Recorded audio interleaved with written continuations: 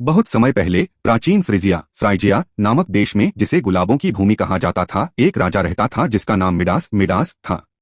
वह अत्यंत शक्तिशाली और धनी था। आधुनिक कहानियों में उसे लालची और सोने का दीवाना बताया गया है, और कहा जाता है कि उसकी एक प्यारी बेटी भी थी जिसे वह शायद सोने से भी ज्यादा प्यार करता था। लेकिन यह सच था कि वह सोने का अत्यधिक मोह रखता था।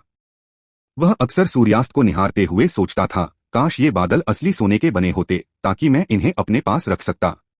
एक रात साइलिनस नामक एक बूढ़ा सटायर, जो देवता डायोनाइसस का साथी था, नशे में धुत होकर रास्ता भटक गया। वह मिडास के गुलाबों के बाग में जा पहुंचा और वहां फूलों के बीच सो गया। उसे पकड़कर मिडास के पास लाया गया, मजाक में। लेकिन मिडास उसके ज्ञान और कहानियों से मोहित हो गया। सिलेनस ने मिडास को एक दूर देश की कहानियां सुनाई, जहां सोने के नगर, जादुई पेड़ और विशालकाय जीव रहते थे। वे दोनों 10 दिन और 10 रातें साथ खाते पीते और बातें करते रहे। अंत में मिडास ने सिलेनस को वापस डायोनाइसस के पास पहुंचा दिया। डायोनाइसस मिडास की इस दयालुता से बहुत प्रसन्न हुआ और कहा, मांगो राजा, जो भी चाहो, तुम्हारी एक इच्छा मैं पूरी कर दूंगा। बिना किसी झिझक के मिडास बोला, मेरे स्पर्श से हर चीज सोने में बदल जाए। डायोनाइसस ने उसकी मूर्खता समझी, पर वचन निभाने के लिए वरदान दे दिया। असर तुरंत हुआ। मिडास ने एक टहनी उठाई और देखते ही देखते वह शुद्ध सोने की बन गई।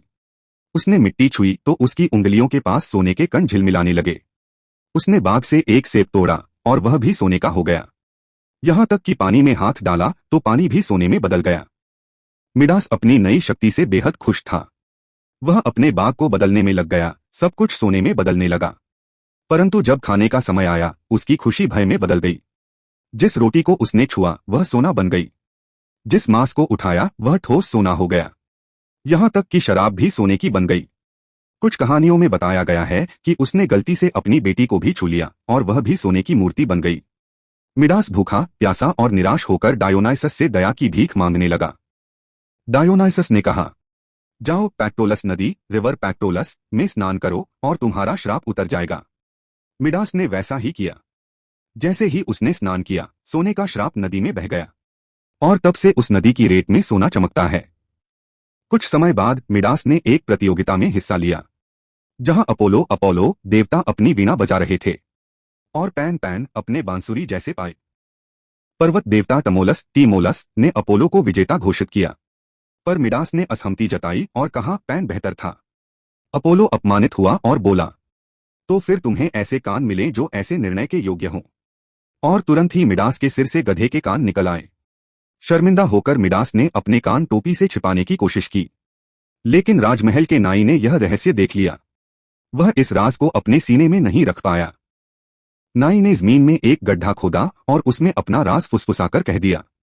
उस जगह से सरकंडे उगाए और कहा जाता है कि जब हवा चलती है तो वे फुसफुसाते हैं। राजा मिडास के गधे जैसे कान हैं। जब मिडास को पता चला कि उसका राज उजागर हो गया है तो उसने नाई को मौत की सजा दे दी। इसके बाद उसने सांड का खून पी लिया और दुखद रूप से मर गया।